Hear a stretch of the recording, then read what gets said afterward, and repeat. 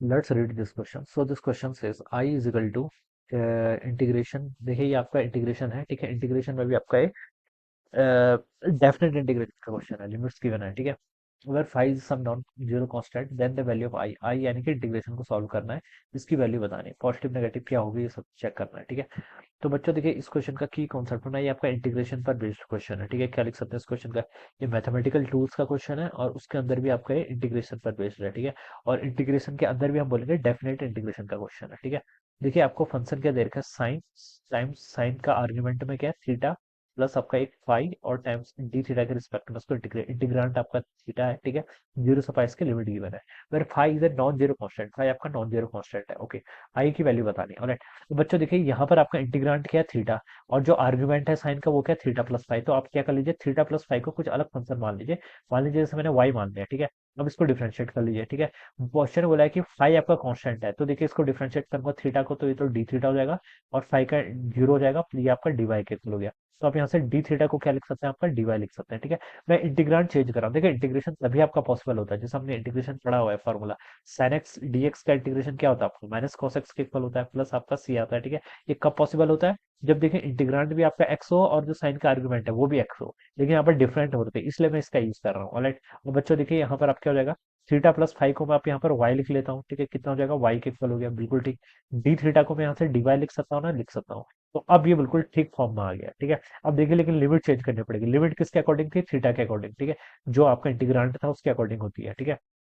अब देखिए जब आपका थीटा जीरो था, ठीक है। अब देखिए अगर मैं यहाँ पर लिमिट पुट करूंगा, जब आपका थीटा जीरो था तो लिमिट जीरो थी, तो यहाँ पर आपका जब आपका इसको वाई लिखेंगे तो लिमिट कितनी हो जाएगी, फाइव, तो नीचे आपका फाइव चला जाएगा, ठीक है। अब देखिए जब आपका थीटा कितना हो जाएगा, फाइव के इक्वल था, तो ऊपर वाली लिमिट कितनी हो जाएगी आपकी, फाइव प्लस फाइव के इक्वल, तो यहाँ पर हो जाएगा फाइव प्लस फाइव, ठीक है। ये बेसिक चीजें हैं बस सीख ले, ठीक है। ये तो बहुत बेसिक चीजें हैं, ये आपको सीधे आनी चाहिए, ठीक है। साइन वाई का इंटीग्रेशन कितना होता है, फॉर्मूला लगा लीजिए, माइनस कॉस वाई के ऊपर माइनस कॉस ऑफ वाई, ठीक है। लिमिट चलिए आपको पुट कर लेता हूँ, लोअर लिमिट फाइव है, अपर लिमिट कितनी है आपकी, फाइव प्लस फाइव के इक्वल है, ये हो जाएगा आंसर, ठीक है। अब देखिए उसको सॉल्व कर लीजिए, माइनस कॉस ऐसे ही हो जाएगा, ठीक है। वाई की वैल्यू देखिए एक, माइनस को आप पहले बाहर ले लो, ठीक है। एक तो हो जाएगा आपका कॉस फाइव प्लस फाइव, ठीक है, और माइनस आपका कॉस फाइव हो जाएगा, ये वैल्यू आपके यहाँ पर ऐसे आनी चाहिए, ठीक है। ब्रैकेट्स की भी कुछ ना कुछ मीनिंग होती है यहाँ पर, ठीक है, ब्रैकेट्स को भी समझना पड़ेगा। कॉस फाइव प्लस समथिंग क्या होता है, माइनस कॉस होता है, ठीक है। तो आपका माइनस कॉस यहाँ पर फाइव हो जाएगा, यहाँ पर आपका एक माइनस कॉस फाइव पीछे से ऑलरेडी है, ठीक है। तो आपका माइनस टू कॉस फाइव और माइनस से बाहर मल्टीप्लाई होगा तो टू कॉस फाइव के इक्वल हो जाएगा।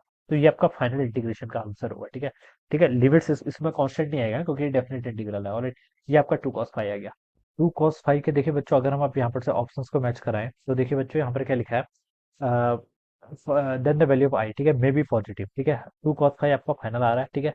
तो पॉजिटिव हो सकती है, देखिए अगर फाइव आपका जीरो होगा, ठीक है, तो आपका ये टू के इक्वल आ जाएगा, ठीक है। तो पॉजिटिव है, देखिए कॉस फाइव की वैल्यू कहाँ से कहाँ तक वैरी करती है, कॉस फाइव की वैल्यू आपकी माइनस वन से लेकर प्लस वन के बीच पर क्या करती है, आपकी लाई करती है, ठीक है। ये होता है आपका कॉस का जो ग्राफ होता है, ठीक है, माइनस वन से लेकर प्लस वन के बीच में। तो हम बता सकते हैं कि यहाँ पर से तो इसकी पॉजिटिव वैल्यू भी अलाउड है, ठीक है। तो मे बी पॉजिटिव तो पहला ऑप्शन ट्रू है, मे बी नेगेटिव, नेगेटिव भी हो सकती बोल रहा है, ठीक है। तो ये भी ट्रू है, ठीक है। फाइव आपका क्या है, नॉन जीरो कांस्टेंट है, नॉन जीरो कांस्टेंट है, ठीक है। तो नेगेटिव अलाउड है, बिल्कुल अलाउड है, ठीक है। नॉन जीरो कांस्टेंट है, ठीक है, तो नेगेटिव अलाउड है। मे बी जीरो, ठीक है, अगर फाइव आपका जीरो होगा, ठीक है, वो तो पॉसिबल ही नहीं है, लेकिन अगर फाइव आपका पाई हो जाएगा, ठीक है, पाई अगर आपका पाई होता है तो कॉस पाई, और कॉस पाई आपका क्या होता है, नेगेटिव होता है माइनस वन के ऊपर, तो माइनस वैल्यूज तो अलाउड है बिल्कुल, ठीक है। और जीरो वैल्यू इसके अलाउड है, जीरो वैल्यू इसकी कब होगी, जब इसका फाइव पाई बाई टू के इक्वल होगा, ठीक है। कॉस फाइव, फाइव अगर आपका पाई बाई टू के इक्वल होगा तो जीरो हो सकता है कॉस पाई बाई टू, ठीक है। अब फाइव आपका क्या है, नॉन जीरो कांस्टेंट है, pi by two non zero है, तो मे बी जीरो, ये वैल्यू भी अलाउड है, ठीक है। ऑलवेज जीरो, ये वैल्यू आपका आंसर रॉन्ग होना चाहिए, ठीक है। Always zero, five five by four के इक्वल होगा तो ये वाला आपका, ये वाला आपका ऑप्शन क्या हो जाएगा, रॉन्ग हो जाएगा, ठीक है।